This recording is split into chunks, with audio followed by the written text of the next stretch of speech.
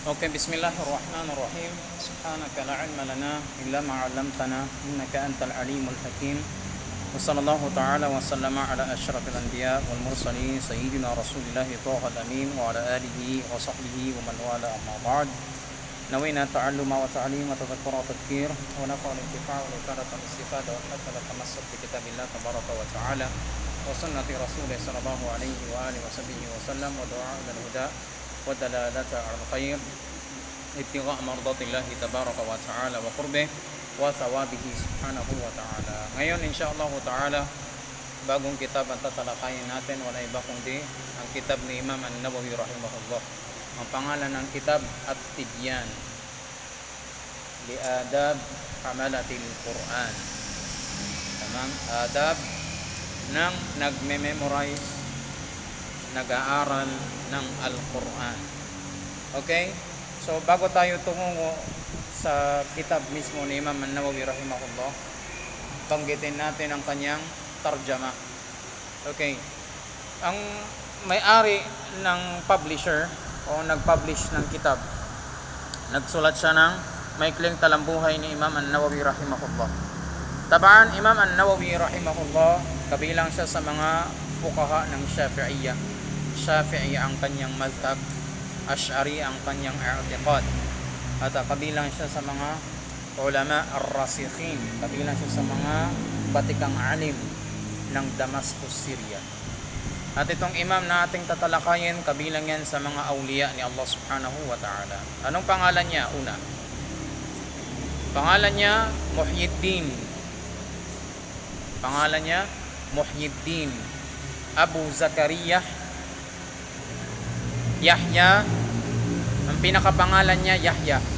Pangalan niya talaga Yahya bin Sharaf. Ito yung tatay niya, Sharaf bin Murra, bin Murri bin Hasan bin Husain bin Muhammad bin Jum'a bin Hizam al-Hizami an-Nawawi, Sheikhul Alam al-Rabbani al-Hafiz al-Faqih, Sheikhul Islam fi asri wa ba'da asri. Imam, itong tatalakayin nating imam o may-ari ng kitab na ating tatalakayin, yan ay bukod sa pagiging faqih, ang ibig sabihin ng faqih yan ay mambabatas, taong marunong o maalam pagdating sa ahkam ng sharia o batas ng Islam, ang tawag sa kanya faqih. At the same time, siya din ay isang hafiz. Ano yung tunog na yun? Okay. Ang tawag din sa kanya ay al-hafiz. Tinatawag siyang al-hafiz dahil tabaan pagdating sa ilm ng hadith, ang taong tinatawag na hafiz ayon sa ulama ng hadith, sila yung mga taong naka-memorize ng at least 100,000 na hadith. Sa ibang definition ng ating mga ulama, ibang ta'rif ng ating mga ulama, tinatawag na hafiz siya na naka-memorize ng 300,000 na ahadith. Tabaan kasama ng kanilang mga sanad. Kapag ang isang tao naka-memorize ng 100,000 o 300,000 and minimum na mga ahadith, tinatawag siya al-hafiz. Tinatawag siya al-hafiz. Qala, kana min al-ulama il-amilin wal a'immatir rasikhin wal awliya il-arifin waz zuhadil madhkurin. Ang alim na ating tatalakayin, kabilang yan sa mga imam san man sulok ng mundo. Alam nyo, kabilang sa mga khususiyan ni Imam An-Nawawi rahimahullah, tanggap siya ng sino mang sekta. Ang Islam, maraming sekta, maraming grupo ang Islam dahil sa iba't ibang akida, iba't ibang paniniwala. Kabilang sa khususiyan ni Imam An-Nawawi, tanggap siya ng anumang sekta. Kahit na anong sekta, kahit Shia, tanggap siya. Ikilala siyang imam. Maganda respetado itong imam na ito, Imam An-Nawawi.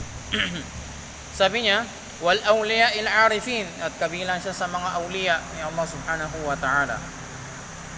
Ijtama'a lahu min al-wara'i ma la yantafiqu mithlahu li ahadin fi zamanih wa la qablahu min al-fuqaha'i bidahrin tawil. فكان لا يأكل من فواكه دمشق لما في بستانها من الشبه في ضمانها وقد صرح بذلك رضي الله عنه. Alam niyo, kabilang pa sa khususiyan ng musannif rahimahullah ang pagiging wara', Ining wara, pagiging cautious, mapagmatsyag, inaalam ang lahat ng kanyang kinakain at sinusubo. Bago siya kakain, bago siya susubo ng isang bagay, kailangan sigurado na yung bagay na yon 100% halal. Anong hukom ng pagkain ng fawakih, prutas? Halal, akid. Tayyib. Imam An-Nawawi rahimahullah, nung siya ay nagstay ng Damascus, Syria, hindi siya kumakain ng mga prutas na nanggaling sa Damascus, Syria. Binibenta.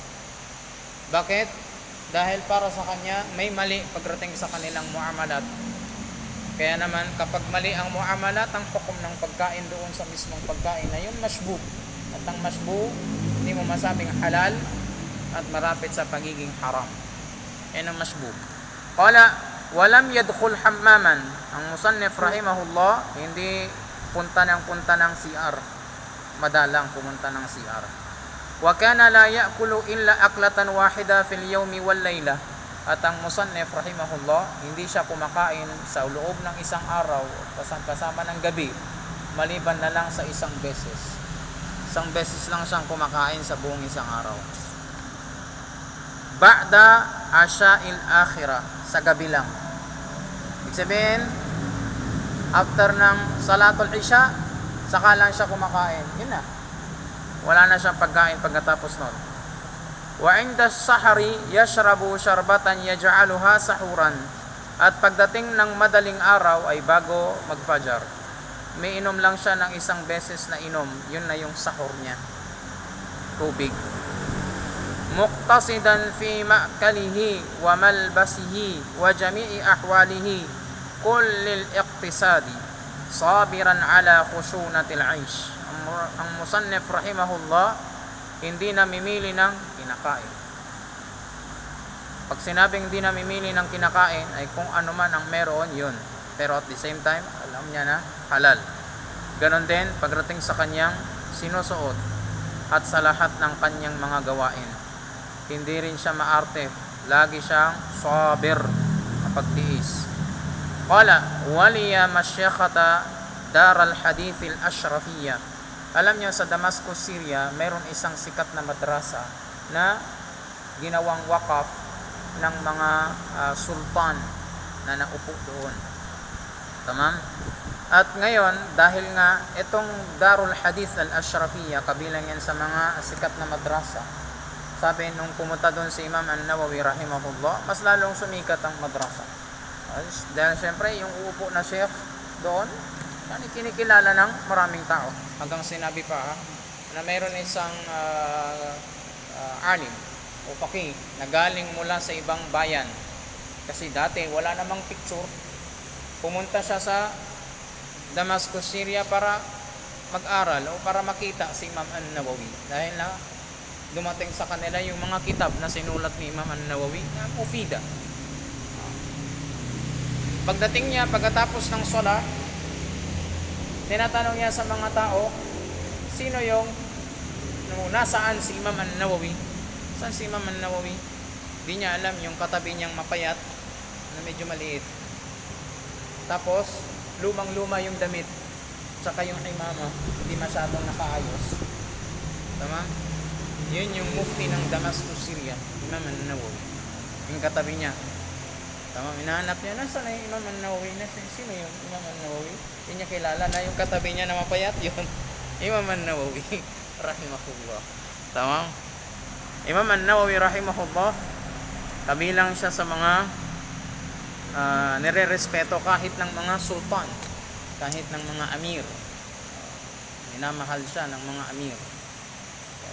At Imam An-Nawawi, hindi katulad ng ibang mga ulama sa panahon niya, na kapag ang isang sultan ay nagdesisyon, tama o mali, kailangan sumunod. Basta hindi siya harap-harapang haram. Imam An-Nawawi, kung mali sa kanyang pananaw, automatic, haram yan. Tulad na lamang sa panahon niya. Tama? Meron isang tinatakdang digmaan. Itong si Baybar. Baybar ay kabilang sa mga naging general sa ilalim ng Abbasid. Tama? Mamluk. Tabaan mahabang historia na. Ngayon, nung naghahanda siya para sa isang digmaan, kailangan niyang kumuha ng pera, kumulekta ng pera para nagagamitin para sa digmaan. Kabilang sa mga napagdesisyon nilang gawing kuning pera ay yung nakawakaf na pera para sa Damascus, Syria. Sinabi ni Imam An-Nawawi, o sabi ng ibang mga ulama, ang hukom ng pagkuha noon para sa jihad, yajuz, pinapayagan. Sinabi ni Imam An-Nawawi rahimahullah, kung nakawakaf na ang pera para sa mga nakapiling mga tao, di na siya pwedeng gamitin sa ibang wakaf. Ibig sabihin, etong general, gusto niyang gamitin yung pera na mawquf na. Para kanino ba mawquf yun? Para sa mga ulila, mga yatim, tsaka mga fukara, walang bahay. Para meron silang bahay at meron silang makain, merong nakawakaf na pera para sa kanila. Ngayon, nagbigay ng fatwa ang ibang mga ulama na pwedeng gamitin yon basta sa jihad. Imam An-Nawawi, siya mismo ang pumunta kay Baybar at sinabi niya yan ay haram. At sinabi niya, matakot ka kay Allah subhanahu wa ta'ala dahil gagamitin mo ang pera ng tao. Sabi niya, gagamitin ko naman to para sa jihad. Sabi niya, kung ano man ang bagay na nakawakaf, hindi mo na pwedeng gamitin yun. Ibig sabihin, hindi mo na siya pwedeng ilaan sa ibang bagay. Nakalaan siya sa masjid, nakalaan siya sa masjid. Nakalaan siya sa madrasa, nakalaan siya sa madrasa. Hindi mo siya pwedeng ilipat o i-mix. Tamam? Sabi niya, إذا زاره أحد لا يزيده على السلام وجواب ما لا بد منه من مسألة علم فإن جلس عنده دفع إليه كتابا ينظر فيه لئلا يشغله. Sabi niya, kapag mayroong bumisita sa kanya, hindi natatagal yon maliban na lamang sa pagsasalam. Ay pagbibisitahin mo si Imam An-Nawawi, Assalamualaikum warahmatullahi wabarakatuh. Waalaikumsalam warahmatullahi wabarakatuh. Yun ay yung bisita kay Imam An-Nawawi. Hindi ka na pwedeng magtagal sa kanya. Maliban na lamang kung meron kang mas'ala na gustong tanungin o hukom na gustong tanungin, papaliwanag niya tapos. Hanggang sinabi, sabi pa niya, kapag mayroong bumisita sa kanya at gustong magtagal, sabi niya binibigay ni Imam An-Nawawi yung mga kitab niya na sinulat. Yan, basahin mo para diyan ka maging abala. Para hindi daw niya abalahin si Imam An-Nawawi sa pagsusulat at pagdidikir. Qala wa'lam anna manaqibahu wa ma'athirahu la takadu tuhsa wa qad afradahu tilmidhuhu asy-Syaikh Walauddin bin al-Attar bi tasnifin mustaqil jama'a fihi mu'dhami ahwalih. Sabi niya, ang manaqib o yung mga merit, mga magagandang bagay na nangyari, naganap sa buhay ni Imam An-Nawawi, sabi niya, hindi mo yan masusulat sa isang papel. Sabi niya, dahil sa sobrang dami. Alam niyo, meron pang isa pang pagkakataon. Si Imam An-Nawawi rahimahullah, nung siya ay nagudu at yung kanyang imama, tinanggal niya, nilagay niya.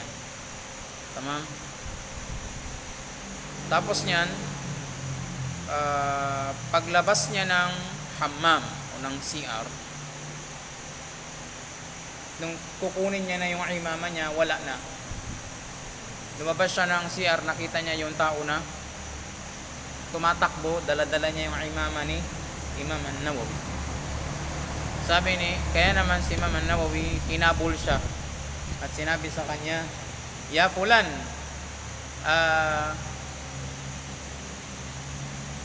wahabtu laka hadhihi al-imama faqul qabiltu. Sabi niya ni Imam An-Nawawi rahimahullah doon sa taong nagnakaw. Sabi niya, ya fulan, binibigay ko na sa iyang imama na yan, kaya sabi mo tinatanggap ko. Wahab. Tama? Sabi ng ating mga ulama, sabi niya, sa sobrang hirs, disidido sa Imam An-Nawawi, na yung mga tao hindi mahulog sa haram, ultimo yung nagnakaw, para hindi siya masabing nagnakaw, binibigay ko na sa'yo. Huwag ka lang masabi na magnanakaw. Radiyallahu anhu. Qala, wa qadima Dimashq fi sana 49 faqara'a at-tanbih fi 4 ashhur wa nisf wa hafidha rubu' al-muhadhab fi baqiyati as-sana.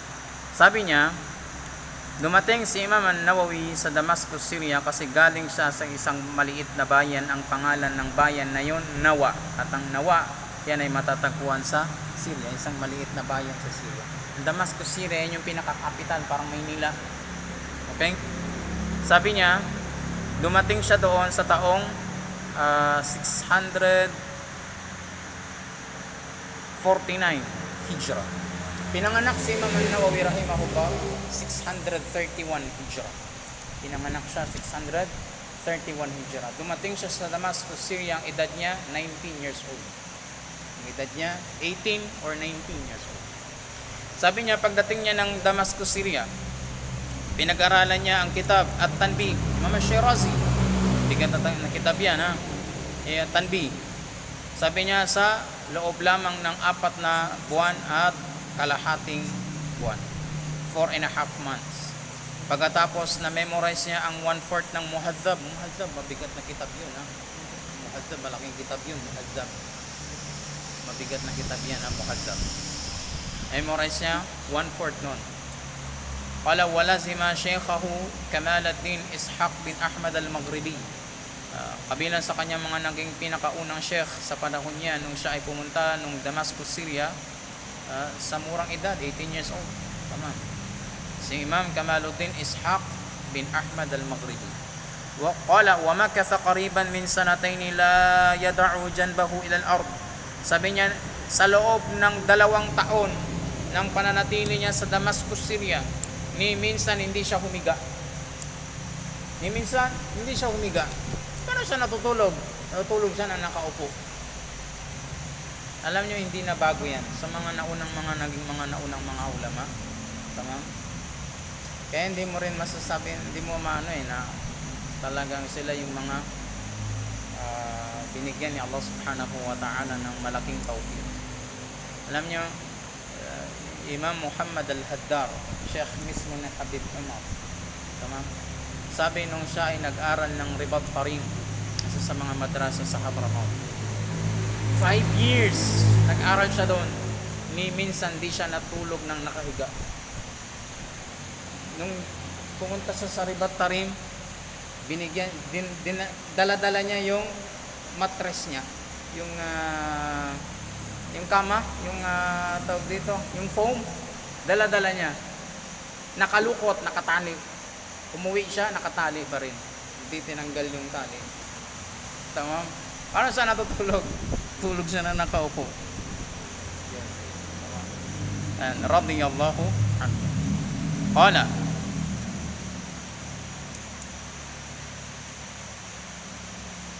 fajama'a ma'a walidihi fahumma min أول ليلة خرجوا من نوى إلى يوم عرفة قال والده فما تأواه ولا تضجر ثم عاد إلى دمشق ولازم شيخه كمال الدين وكان يقرأ في اليوم 12 درسا على المشايخ شرحا وتصحيحا. Kabilan sa mga amal ni Imam An-Nawawi rahimahullah nung siya ay nag-aaral sa Damascus, Syria, meron siyang 12 na subject sa buong isang araw. Bigat yan, ha?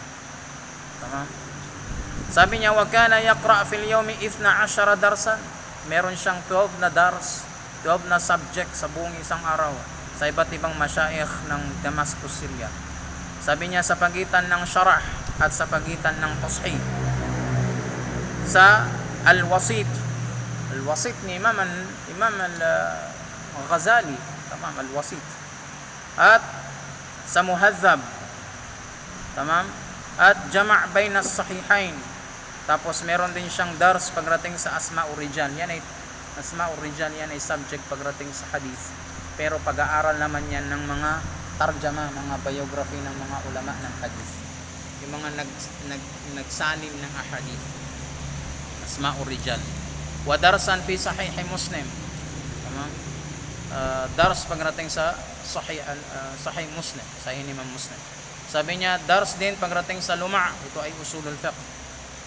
At islahul mantiq, Imam Ibn Sakib. Sabi niya, at darsan fit tasrif, sa sarf. Meron din isa pang dars sa usulul fiqh ulit. Sabi niya, at dars pagdating sa al-muntakhab ni Imam Fakhruddin al-Razi. At usuluddin sa kanyang sa kitab Al-Irshad. Irshad yan ay kitab sa Aqidah ni Imam Al-Haramain Al-Juwayni radiyallahu anhu.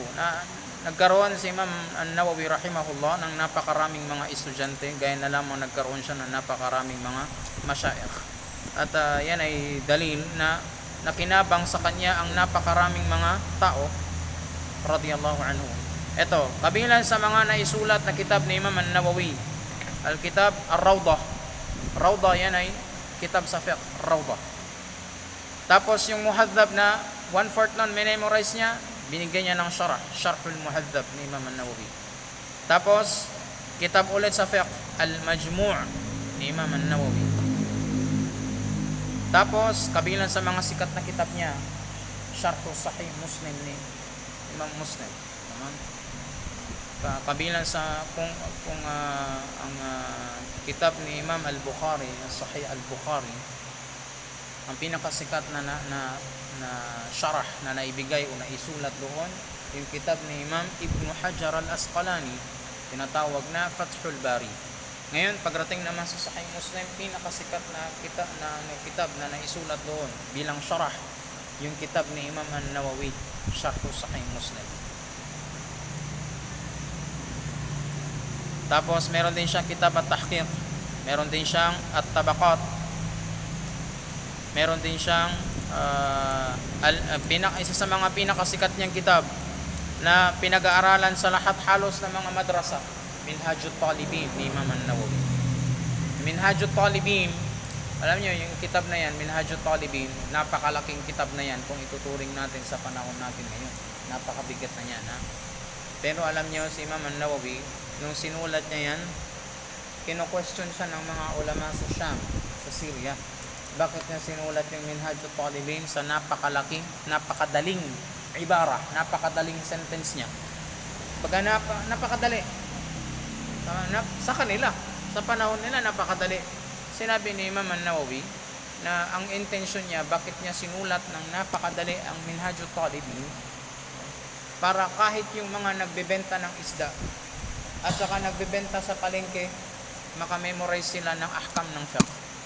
Sa panahon natin ngayon, ang nag-aaral doon, mga magbumufti, yung Minhajut Talibin. Sa panahon nila, nag-aaral ng Minhajut Talibin, yung mga nagbebenta sa palengke. Malayo, ha? Malayo. Allahu Akbar. Kabilang din sa mga sikat na kitab niya, ang Riyadus Salihin. Pinagsama niya dito ang sahih at hasan na hadith. Kabilang yan sa mga sikat na hadith at makbul, saan man sakta. Bakit? Dahil yung mga hadith na pinili doon ni Imam An-Nawawi, talagang sahih. O di kaya muttafaq ala sihhatihi. Ibig sabihin kung ano yung sinang-ayunan ni Imam Al-Bukhari at Imam Muslim, na siyang pinili niya. Tapos binigyan niya ng kanya-kanyang mga bab. Tapos sabi niya kabilang sa kanyang mga naging kitab, Al-Adhkar, sabi ng mga ulama sa Hadramaut,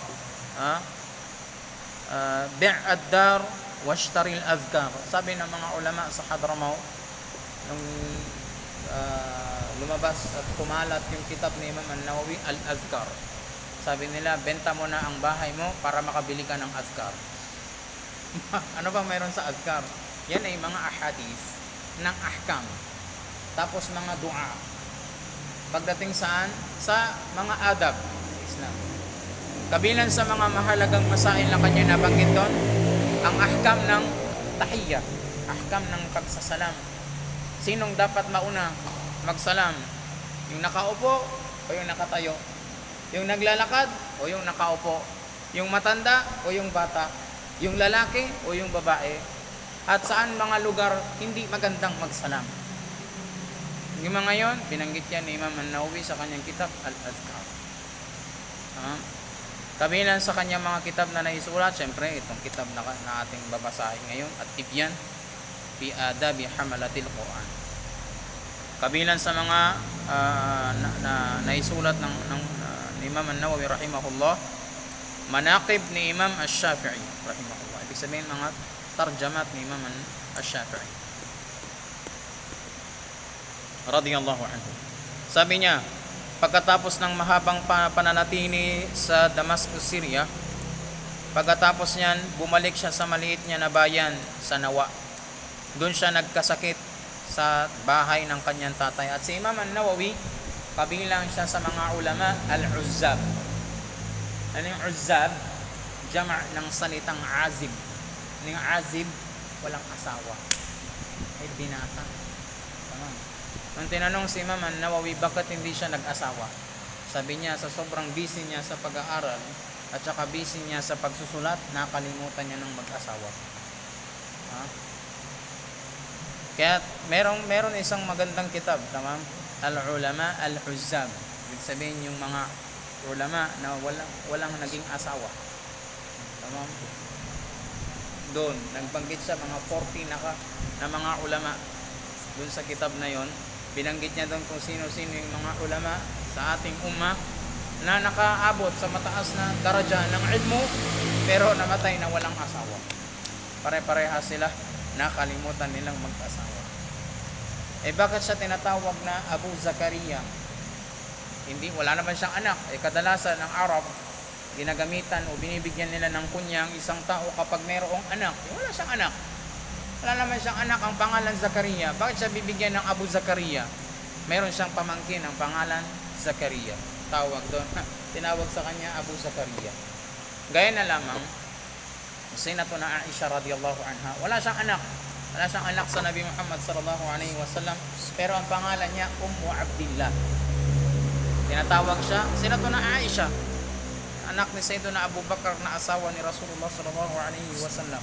Tinatawag siya Ummu Abdillah. Wala naman siyang anak na Abdullah. Wala silang anak ni Rasulullah sallallahu alaihi wasallam na pangalan Abdullah. Pero ba't siya tinatawag na Ummu Abdillah? Kabilang sa majaz o pinapayagan sa Arab, kapag walang asawa ang tao at may asawa mayroong anak yung kapatid niya, ang ipangalan siya doon sa kapatid niya. Ibig sabihin, yung anak niya, anak ng kapatid niya, pwedeng ipangalan sa kanya. Imam An-Nawawi walang anak na Zakaria, pero meron siyang pamangkin ang pangalan Zakaria. Tawag sa kanya Abu Zakaria. Pero ang tunay niyang pangalan Yahya. Tunay niyang pangalan ay Yahya. Pero mas kilala siya sa tawag na An-Nawawi. Mula sa maliit na bayan, tinatawag na Nawa. Sabi niya, pumanaw ang musannif rahimahullah, Laylatul Arbi'a ay Merkules ng gabi. Tama, Merkules ng gabi.